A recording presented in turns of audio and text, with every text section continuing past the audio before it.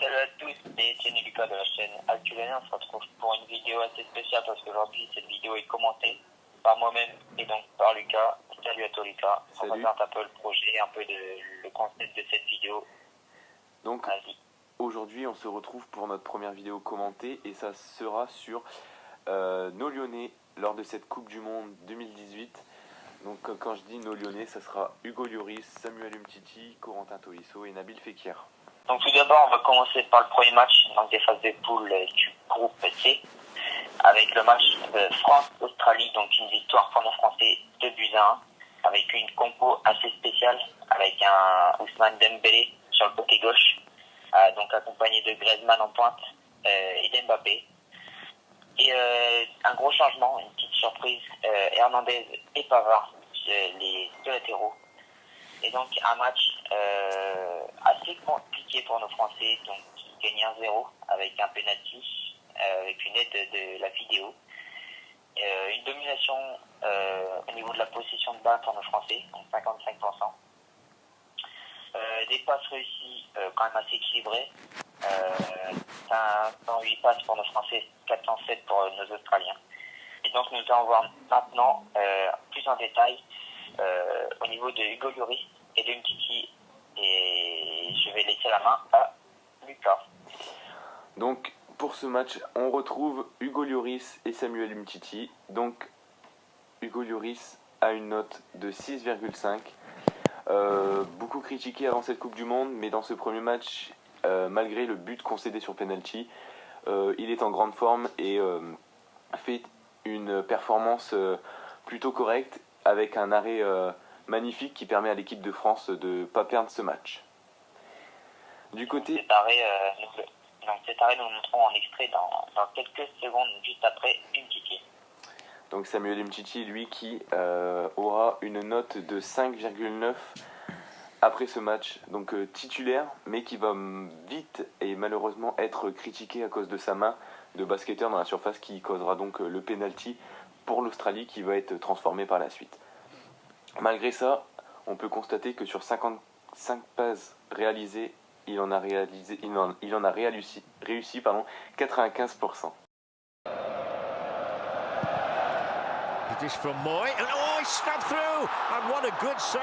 Voilà, un petit extrait de Hugo Lloris, donc un magnifique arrêt, rien à dire, franchement, même surpris de cet arrêt-là après tous ces critiques sur lui avant cette Coupe du Monde. Et nous allons maintenant donc voir, toujours dans le même match, Corentin Tolisso et Nabil Fekir. Je laisse la main à Lucas. Donc Corentin Tolisso qui rentre à la 76e... Non, j'ai rien dit. 78e minute à la place de Matuidi, qui donc réalise 57 passes pour 88% de réussite, avec 2 interceptions en poste de milieu de terrain droit. Il a donc une note de 7 sur 10, mais cependant est en difficulté et n'arrive pas à montrer ce que Deschamps voulait voir. Nous allons maintenant donc voir le match face au Pérou, un match très compliqué pour nos Français, avec pas mal de changements dans la composition de départ, avec un Matuidi qui a été préféré en côté gauche, un Giroud sur un retour sur le terrain en pointe, un Griezmann mis juste derrière Giroud à l'ancienne, mais par contre 2 joueurs qui ont plu à Didier Deschamps, Lucas Hernandez sur le côté gauche et Pavard sur le côté droit. Donc toujours pas de Benjamin Mendy ni de Sidibé. Donc on peut voir les statistiques avec les Pérou qui a 57 de possession de balle, qui est énorme. Au niveau des tirs, les Français sont devant, mais bon, 2 tirs de plus, donc c'est pas énorme. Et très peu de passes pour nos Français, 396 contre 513 pour le Pérou, donc un match très compliqué.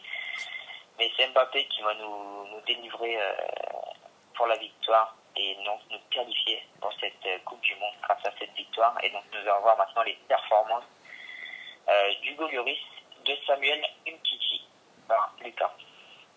Donc oui, Samuel Umtiti, Hugo Lloris, tous les deux titulaires lors de ce match. Hugo Lloris s'en sort avec une note de 7,4 et un clean sheet. et a empêché le Pérou d'égaliser à 2 reprises grâce à 2 sauvetages. Pour Samuel Umtiti, il s'en sort lui avec une note de 7,6. Il est toujours titulaire malgré sa main lors du premier match et va montrer tout doucement une montée en puissance avec notamment le gain de 7 duels sur 8 et donc 2 interceptions et un tir bloqué. Et sur environ 30 ballons, seulement 4 ont été dégagés. Donc nous allons maintenant voir un petit extrait d'un petit arrêt de Lloris, très important juste au début de ce match, donc à la 31e. Here's Quaver. Oh, lovely touch from Guerrero! Big save from Lloris. Donc nous allons maintenant voir la performance de Nabil Fekir. Donc pas de Tolisso pour ce match qui n'a pas été choisi par Didier Deschamps dans les choix des remplaçants. Donc c'est Lucas qui va nous présenter un peu son petit match, des petites minutes jouées. Donc Corentin Tolisso est en remplaçant lors de ce match et n'est pas utilisé par Didier Deschamps, à l'inverse de Nabil Fekir qui lui va rentrer en jeu en fin de match à la 80e, qui va toucher très peu de ballons pour pouvoir montrer ce qu'il sait faire. Il a réussi 3 tacles, mais le Pérou ne lui a pas laissé prendre le ballon et pouvoir montrer de quoi il était capable. Et donc il s'en sortira à la fin de ce match avec une note de 6,6. Nous allons maintenant parler de ce match, on peut dire catastrophique, qui a été critiqué par de nombreux Français. Le match Danemark-France, donc avec pas mal de changements dans la compo de départ. Donc avec un Mandanda dans les cages à la place de notre Hugo Lloris, un Kimpembe choisi à la place de Umtiti à cause de douleur au genou pour Umtiti, un Sidibé qui essaye de reprendre tout doucement la confiance après de nombreux matchs choisis, qui n'a pas été choisi parce que Deschamps préférait Pavard, et donc le Thomas Lemar qui fait son grand retour en côté gauche à la place de Matuidi. Donc un match très compliqué pour nos Français, donc 0-0. Malgré une légère domination, on peut voir grâce à la possession de balle 68%, au double de tirs pour nos Français, et au double de ballons joués aussi, au double de passes. Et donc c'est un vrai match compliqué pour nos Français, mais malgré ce match nul, nos Français qui terminent à la première position de ce groupe C. Et une grosse nouvelle, donc les Français qui vont donc rencontrer les Argentins. Les Argentins, une très belle équipe, notamment grâce à Messi, avec Di Maria, avec d'énormes joueurs.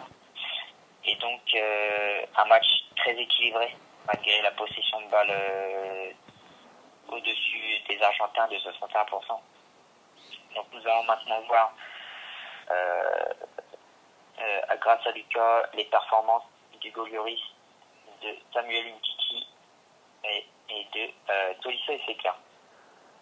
Donc ouais, la France qui rentre dans le grand carré face à l'Argentine. Une victoire courte mais méritée, 4-3 lors de ce match. Donc on va commencer par parler de Lloris et Umtiti. Donc Hugo Lloris s'en sort avec une note de 5,9 lors de ce match. Un match compliqué car il concède 3 buts où les 3 sont vraiment difficiles pour lui à arrêter, avec une belle frappe de Di Maria de plus de 22 mètres qui se loge dans la lucarne, le tir de Messi contré et la magnifique tête d'Agüero imparable à bout portant. Donc ce qui lui vaut et ce qui lui donne la note de 5,9.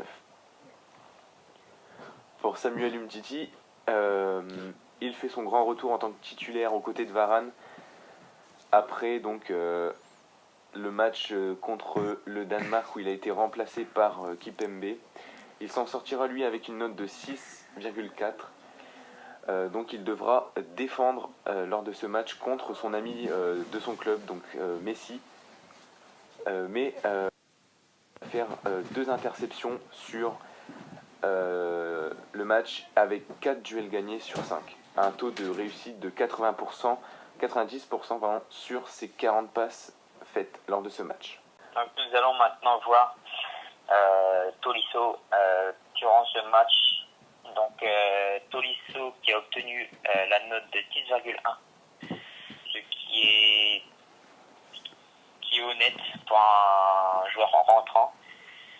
Donc pourquoi est-il rentré? Donc Matuidi a été coupé d'un carton jaune à la 72e. Donc Deschamps a décidé de laisser une chance à Tolisso, qui a fait quand même une très belle rentrée défensivement, et notamment qui a très bien défendu sur Messi, qui l'a pas mal empêché de se projeter en attaque. Et donc pour finir, je vais laisser la main à Lucas qui va présenter un peu Fekir, et puis on terminera sur Fekir. Donc Nabil Fekir, rentré en jeu à la 83e minute, va un peu avoir du mal à rentrer dans ce match de folie. Donc avec notamment une perte de balle au milieu de terrain, mais il a touché seulement que 2 ballons. Donc c'est très peu, il n'a pas pu montrer son jeu et de quoi il était capable. Donc il s'en sort avec une note de 6,2 pour ce match face à l'Argentine. Donc voilà, on vous a un peu présenté pour le moment le début du parcours pour nos Lyonnais. Donc Hugo Lloris, Samuel Umtiti, Corentin Tolisso et Nabil Fekir, avec deux extraits de vidéos, dont 2 extraits de Hugo Lloris. En espérant que cette première partie de vidéo vous aura plu. Donc n'hésitez pas à lâcher le petit pouce bleu, lâcher votre commentaire sur la vidéo.